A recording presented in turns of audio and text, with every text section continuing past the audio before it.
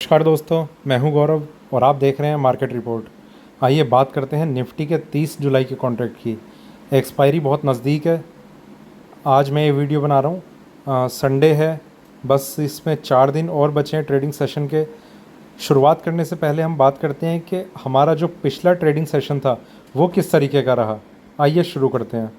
देखिए, मार्केट में कुछ इस तरीके का ट्रेंड रहा था फ्राइडे को कि एक गैप डाउन ओपनिंग के साथ मार्केट ने शुरुआत करी थी और वहाँ से इसमें जो सेलिंग प्रेशर था वो और ज़्यादा बढ़ा था और इसने थोड़ा सा स्ट्रगल करने की कोशिश करी थी। यहाँ पर एक सपोर्ट इसे मिला था और मार्केट यहाँ से रिवाइव करना शुरू हो गया था और जिसमें इसने एक अपना डेज़ हाई तो बनाया, पर जो पिछला जो हाई था वो ब्रेक करने से रह गया और मार्केट जो था वो 11,170 के लास्ट ट्रेडेड प्राइस के साथ क्लोज़ हो गया। तो कुछ इस तरीके का ट्रेंड हमने देखा था निफ्टी के 30 जुलाई के फ्यूचर में। अब हम थोड़ा सा और टाइम फ्रेम बढ़ा के इसका एक व्यू लेते हैं कि हमें ट्रेंड किस तरीके का लग रहा है।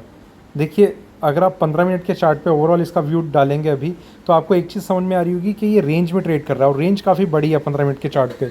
मतलब रेंज काफ़ी बड़ी में इस तरीके से है कि मार्केट जो है वो मतलब एक जो रेंज इसकी चलती हुई आ रही है उसी में ट्रेड कर रहा है। तो 15 मिनट के चार्ट में भी ये चीज़ हमें बहुत ज़्यादा क्लियर नहीं हो रही है। आइए 1 घंटे की तरफ चलते हैं, यहाँ पर आपको थोड़ा सा और क्लियर होगा। देखिए, 15 मिनट के चार्ट पे जो आपको व्यू आ रहा था वो सिर्फ इतना इस रेंज में था, ठीक है। अब 1 घंटे का क्योंकि हमने व्यू लिया है तो आपको एक चीज़ बहुत क्लियर नज़र आ रही होगी कि जो इसकी पहली जो रेंज थी ये वाली, इसके ऊपर अब ये ट्रेड कर रहा है। इसने अब रेंज ये बना ली है, ठीक है। ये अपने आप में एक इंडिकेशन है कि ट्रेंड जो है वो अभी भी इसका एक अपसाइड ही है, अपवर्ड ट्रेंड है। तो आप इसमें ये गलती ना करें कि आप सेलिंग में, शॉर्ट सेलिंग में अगर आप इसमें अपने ट्रेड्स बिल्डअप करना चाह रहे हैं तो वो आपके लिए काफ़ी ज़्यादा रिस्की हो सकता है। देखिए, पहले क्या न्यूज़ रही थी, क्या नहीं रही थी, किस वजह से मार्केट गिर रहा था, कोई मैटर नहीं करता। मैटर सिर्फ एक चीज़ करती है, आज क्या इसका लेवल है और किस रेंज में ट्रेड कर रहा है और किस ट्रेंड को लेके ये आगे चल रहा है। ये चीज़ें सिर्फ मैटर करती हैं। पिछला आप सब भूल जाइए कि कोविड-19 का एक इम्पैक्ट आया था, पेंडेमिक का एक क्राइसिस हमने देखा है पूरे वर्ल्ड में। तब इतना नहीं था, उससे एन टाइम्स मोर अब उसका पेंडेमिक का एक क्राइसिस बढ़ चुका है पूरी दुनिया में। पर अब चीज़ें जो हैं वो बहुत लॉकडाउन रिलीज़ हो चुके हैं, लोग अपने काम पर आ चुके हैं, इकनॉमी डेवलप होनी शुरू हो गई है कई देशों में, इंडिया भी उसमें स्ट्रगल कर रहा है। अब धीरे धीरे हम एक चीज़ देख रहे हैं कि जितने भी मार्केट थे, जितने भी फाइनेंशियल सेक्टर थे, वो सब के सब बहुत स्पीड से रिकवर कर रहे हैं।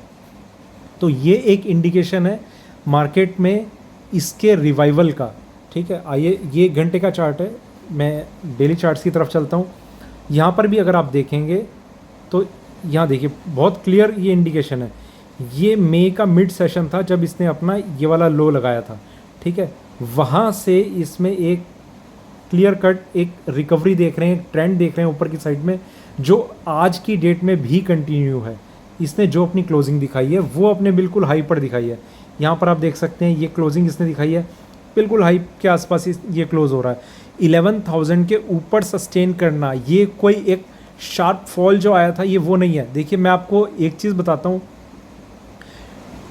रिलायंस बहुत मेजर रोल प्ले कर रहा है इस चीज़ में कि मार्केट सारा का सारा रिकवर कर रहा है। वो रिलायंस के रिकवर करने के कई सारे रीज़न है। एक 5G है, एक अल्टरनेटिव उसे एक इनोवेटिव आइडिया सामने लाने के लिए एक टूल भी समझा जा रहा है इंडिया में कि 5G को लेकर पूरी दुनिया में जो एक कंपटीशन में सामने आएगा वो रिलायंस ही होगा। बहुत सारी चीज़ें उसे लेकर चल रही हैं। तो रिलायंस में इंडिया में अगर हम जब भी स्टॉक मार्केट की बात करते हैं तो रिलायंस, SBI, इन्फोसिस, ये कुछ चुनिंदा स्टॉक्स हैं जो आपके दिमाग में सबसे पहले आते हैं। तो उसमें भी रिलायंस क्योंकि सबसे पहले जाना जाता है।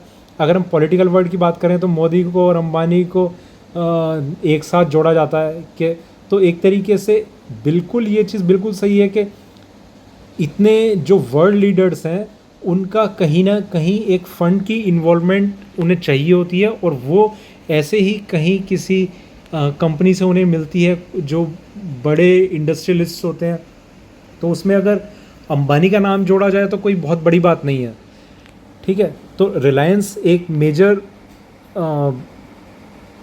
स्टॉक रहा जिसने निफ्टी को नीचे से लेकर ऊपर उठाया। फार्मा सेक्टर रहा, बैंकिंग सेक्टर भी रिवाइव करने शुरू हो गए हैं। तो बहुत सारी चीज़ें हैं जिस वजह से निफ्टी जो है वो अपने लोअर लेवल से काफ़ी ज़्यादा ऊपर तक आ चुका है, और ऊपर भी वहाँ पर आ गया कि इसमें थोड़ी सी और ऊपर, ये मैं ब्रेकआउट लेवल की अभी मैं बात करता हूँ, थोड़ी सी और ऊपर अभी हम देखेंगे तो वो लेवल ब्रेक करते ही निफ्टी भी काफ़ी तेज़ी से ऊपर जाना शुरू हो जाएगा। आइए थोड़ा हम लेवल्स को समझते हैं। देखिए, पहली चीज़ मैं आपको निफ्टी में ये बताना चाहता हूँ, निफ्टी क्या, मैं हर मार्केट में एक चीज़ मैं हमेशा बताता हूँ कि आपको पहले ये समझना पड़ेगा कि किसी चीज़ का ओवरऑल ट्रेंड कैसा है। या तो वो इस तरीके से होगा या वो इस तरीके से होगा।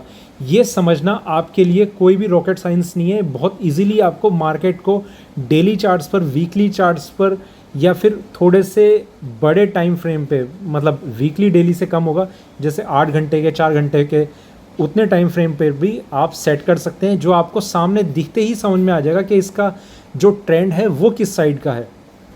तो पहली चीज़ क्या, ये समझना आपके लिए कोई बहुत बड़ी चीज़ नहीं है। अगर आप इतना समझ सकते हैं तो दूसरी चीज़ मैं आपको बताता हूँ, आपको ट्रेडिंग पैटर्न आपका कैसा रहना चाहिए।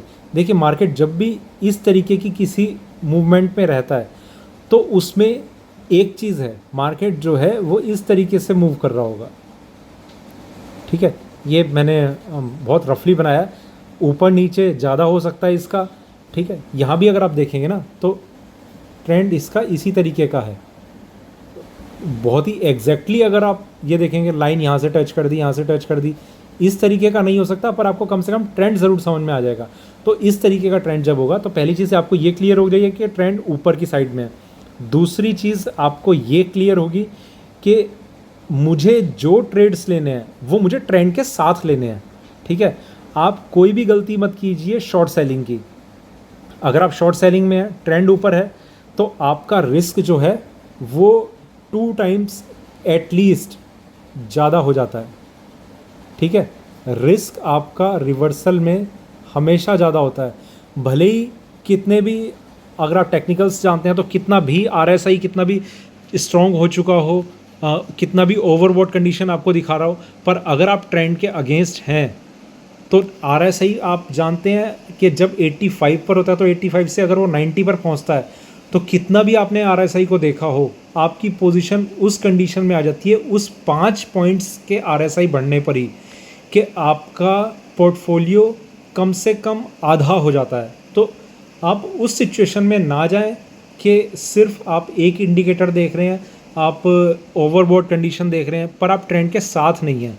साथ आपका तब होगा, आप RSI को, ये मैं नहीं कहता कि आप इग्नोर करके चलें, आप RSI को मान के चलें। आपको कोई भी पर्टिकुलर स्क्रिप्ट अगर ओवरबॉट कंडीशन में लग रही है, आप वेट कीजिए उसके रिवर्सल का, आप बढ़ने दीजिए। RSI 85 है, 90 है, 91, 92, 95 तक कहीं भी पहुंच जाने दीजिए। जब तक कैंडल्स आपको एक मूव नहीं दिखाएंगी नीचे की साइड होता हुआ, तब तक आप उसमें सेलिंग ना करें। आपको मैं एक चीज़ और बताता हूँ, अगर आप थोड़ा और समझते हैं RSI को, अगर आप थोड़ा बहुत भी जानते हैं, देखिए RSI में जब भी मार्केट इस तरीके से मूव करता है, 85 पर RSI पहुंच गया या 80 के ऊपर ट्रेड कर रहा है, तो कैंडल्स जो हैं वो कंटिन्यूसली ऊपर की तरफ बनना शुरू कर देती हैं इस तरीके से, ठीक है। ये मैं आपके लिए इसलिए बता रहा हूँ, आप किसी वीडियो को देखकर किसी कॉल के भरोसे रहें, उससे ज़्यादा अच्छा है कि आप खुद ही एनालाइज करना सीखिए मार्केट को। तो पेड सर्विस भी रहती है इन चीज़ों की, वो आपको इससे अलग कुछ नहीं बताएंगे, और हो सकता है इतना भी ना बताएं जितना मैं बता रहा हूँ। RSI जब ऊपर की तरफ मूव करता रहता है तो कोई एक कैंडल भी आपको रेड कलर की होती हुई नज़र नहीं आएगी, वो कंटिन्यूसली ग्रीन पे ग्रीन कैंडल बनाती चली जाएंगी, और आपने अगर शॉर्ट सेलिंग रखी है तो आपका रिस्क जो है वो कंटिन्यूसली बढ़ता रहेगा और आपका लॉस बढ़ता रहेगा। तो इस सिचुएशन में आप ना फंसें, इसलिए मैं आपको बताना चाहता हूँ कि आप ट्रेंड के अगेंस्ट ना जाएं, ठीक है। इसमें कभी डिटेल में हम किसी और वीडियो में बात कर लेंगे, या फिर अगर आप मुझे कमेंट सेक्शन में बोलेंगे कि इस तरीके का मैं कोई वीडियो बनाऊं या फिर कुछ ऐसा करूं, तो आप मुझे ज़रूर मेंशन करना।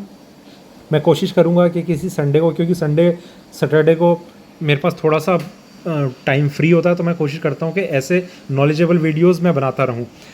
ठीक है, अब वापस आते हैं हम निफ्टी पर। निफ्टी में देखिए, मैं आपको जो लेवल बता रहा हूँ उसे आप ध्यान से सुनिए। उसके अलावा आप सिर्फ एक ही चीज़ पर नज़र रखेंगे, जो आप ट्रेड कर रहे हैं वो बाइंग साइड में आप ट्रेड करेंगे, जब तक ये कुछ लेवल्स हैं इन्हें ध्यान में रखते हुए। देखिए ऊपर में मैं आपको बताता हूँ 11,700 का लेवल निफ्टी फ्यूचर जैसे ही टच कर देता है। ये मैं निफ्टी फ्यूचर की बात कर रहा हूँ, कुछ कन्फ्यूजन मत क्रिएट करना कि आप निफ्टी समझ लें या कुछ और समझ लें। निफ्टी फ्यूचर मतलब निफ्टी फ्यूचर, ठीक है। वो जब उसका करंट मंथ कॉन्ट्रैक्ट, अभी जैसे जुलाई का चल रहा है, बाद में अगस्त का चलेगा, करंट मंथ कॉन्ट्रैक्ट 11,700 के ऊपर सस्टेन कर लेगा। सस्टेन करने का मतलब 1 या 2 दिन या फिर वीकली क्लोजिंग, या तो कोई फ्राइडे का दिन ऐसा होना चाहिए कि 11,700 के ऊपर वो अपने आप को क्लोज कर ले, या फिर ऐसा होना चाहिए कि कम से कम 2 दिन वो सेटल हो जाए 11,700 के ऊपर। तो इसमें जो तेज़ी है उसका आप अंदाज़ा नहीं लगा सकते। पूरे ये चांसेस रहेंगे कि ये अपना ऑल टाइम हाई बनाने के लिए आगे की तरफ बढ़ चलेगा। उसके कुछ और रीज़न भी हैं, फंडामेंटल रीज़न, उस पर नहीं जाते, अभी मैं सिर्फ टेक्निकल्स की बात कर रहा हूँ। 11,700 का आप ध्यान में रखेंगे। 11,700 अगर ब्रेक होता है तो उसमें आपका जो बाइंग का जो ट्रेड है वो और ज़्यादा स्ट्रॉन्ग हो जाएगा। आप बाइंग को आप होल्ड कर सकते हैं। अभी 11,100 के आसपास, 100-200 के बीच में मार्केट चल रहा है। इसके बाद 11,700 के ऊपर अगर निफ्टी सस्टेन कर लेता है तो इसमें जो तेज़ी है वो और बहुत ज़्यादा तेज़ हो सकती है, बहुत ज़बरदस्त हो सकती है। ये अपना नया ऑल टाइम हाई बनाने की पूरी कोशिश करेगा।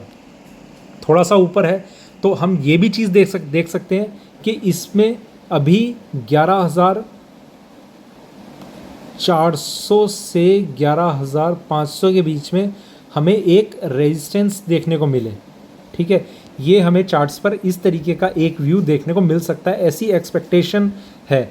पर वो होगा या नहीं होगा वो अभी थोड़ा सा, क्योंकि ये अपने रेजिस्टेंस के काफ़ी पास आ चुका है। अगर ये इस रेजिस्टेंस को ब्रेक करके 11,700 के ऊपर सस्टेन कर जाएगा तो आप भूल कर भी आप अपनी कोई भी पोजीशन सेलिंग में ना छोड़ें।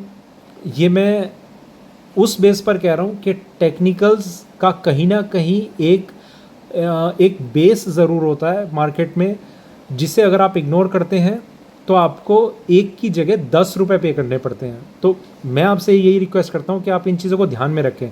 ठीक है, ये तो मैंने आपको कहा कि जिस लेवल का आपको ऊपर में ध्यान रखना है। दूसरा मैं आपको बताता हूँ, जब तक ये 10,420 से आपको ध्यान में भी रहेगा, बिल्कुल चोरों वाली फिगर है। ठीक है, जब तक ये 10,420 का लेवल ब्रेक नहीं करता आप इसमें सेलिंग की पोजीशन बिल्डअप करनी ना शुरू करें।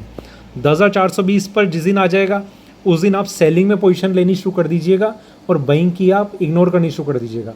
ठीक है, तो अब देखिए दोनों लेवल मैंने आपको बताया, मैं दोनों को पहले स्क्रीन पर राइट कर देता हूँ। 10,420 नीचे में, ठीक है, ये रहेगा डाउन साइड के लिए, और 11,700 के ऊपर जो तेज़ी है वो और ज़्यादा तेज़ हो जाएगी। ठीक है, ये मैं आपको बता रहा हूँ। अब आपको ट्रेड कैसे करना है, अभी मान लीजिए 11,100 कुछ पे मार्केट ट्रेड कर रहा है, यहाँ से थोड़ी सी एक डाउन साइड दिखती है और मार्केट आ जाता है 10,900 पे। आपको बीच में कहीं सेलिंग के इंडिकेशन मिले भी होंगे, मैं ही आपको कहता हूँ कि आप उन्हें अवॉइड कर दीजिए। बेटर आपके लिए यही होगा कि आप नीचे जब आ रहा है तब वहाँ से जो ये थोड़ा सा एक टर्न मारना शुरू करता है, वहाँ जो भी एक छोटा एक ब्रेकआउट जो देता है, वो अगर आप उस ब्रेकआउट पर अगर मार्केट में अपनी एंट्री लेंगे, लॉन्ग पोजीशन लेंगे, आपके लिए बहुत ज़्यादा सेफ होगी। स्टॉप लॉस आपका बहुत छोटा सा होगा। सेलिंग आप कर रहे हैं, आपका स्टॉप लॉस भी बहुत बड़ा होगा। आप यकीन मानिए कि आपके लिए स्टॉप लॉस काफ़ी बड़े आपको रखने पड़ रहे हैं। सेलिंग में सिर्फ आपको बेनिफिट मिल सकता है कि मार्केट जब एक ट्रेंड में होता है ना, बेनिफिट सिर्फ एक मिलता है कि जब एक फॉल आता है तो वो एकदम से आ जाता है, वही सिर्फ एक बेनिफिट होता है। पर वो फॉल आने के बाद भी मार्केट जब रिकवर करता है तो आप समझ नहीं पाते कि आप यहाँ निकलें ना निकलें, या फिर ये एक और फॉल आ जाएगा नीचे।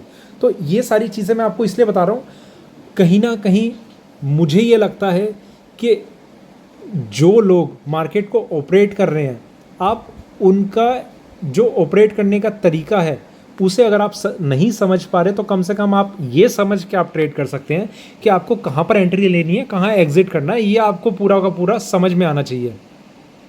ठीक है, तो बीच में क्या लेवल्स होंगे, मेरा एक उस पे टेलीग्राम पे एक चैनल है मार्केट रिपोर्ट NSE के नाम से, उस पर अभी मैंने नया क्रिएट कर रहा है, तो कुछ ज़्यादा उस पर मेंबर्स नहीं है, अभी सिर्फ 10 मेंबर्स हैं, क्योंकि मेरी इन्वॉल्वमेंट जो है वो कमोडिटी में थोड़ी सी ज़्यादा रहती है। निफ्टी, बैंक निफ्टी, स्टॉक्स, इन पर मैं एक वीकली ओवरव्यू ज़रूर लेता हूँ इन स्टॉक्स का, क्योंकि कमोडिटीज़ जो है वो पूरे दिन चलता है, वो मुझे वहाँ से बाहर भी नहीं निकलने देता कि मैं थोड़ा सा टाइम ऐसा निकाल पाऊँ। तो कुछ इस तरीके का मेरा एक शेड्यूल रहता है। तो मैं आपसे ये कहता हूँ कि उस मार्केट रिपोर्ट NSE को अगर आप ज्वाइन करते हैं तो बीच में अगर कुछ मुझे ऐसी मूवमेंट लगती है कि इस पर्टिकुलर स्टॉक में या फिर इस फ्यूचर में कुछ ऐसा एक ब्रेकआउट आने वाला है, तो मैं वहाँ पर एक अपडेट डाल देता हूँ कि इस स्टॉक में एक ब्रेकआउट आया, आप इसमें बाइंग कर सकते हैं, सेलिंग कर सकते हैं, जो भी उस तरीके का कुछ मुझे लगता है। ठीक है, तो वहाँ पर आप मुझे ज्वाइन कर सकते हैं। थोड़े मेंबर्स वहाँ पर बढ़ेंगे तो मैं वहाँ पर भी इन्वॉल्वमेंट अपनी थोड़ी सी और ज़्यादा एक्टिव करूँगा। पर जब तक ऐसा नहीं है तब मेरी भी ये कोशिश है कि मैं वीडियोस बना के आपके लिए एक लेवल्स लाने का काम आपके लिए करता रहूं, कि जो टेक्निकल चार्ट्स पे जो लेवल समझ में आ रहे हैं वो मैं आपके सामने रखता रहूं। ठीक है, तो फ़िलहाल यही 2 लेवल्स थे। एक और है, अगर 11,050 का लेवल अगर ये ब्रेक करता है डाउन साइड में, तो भी इसमें आप सेलिंग आती हुई एक सेलिंग प्रेशर बनता हुआ आप देख सकते हैं, वो सेलिंग के इंडिकेशन नहीं है।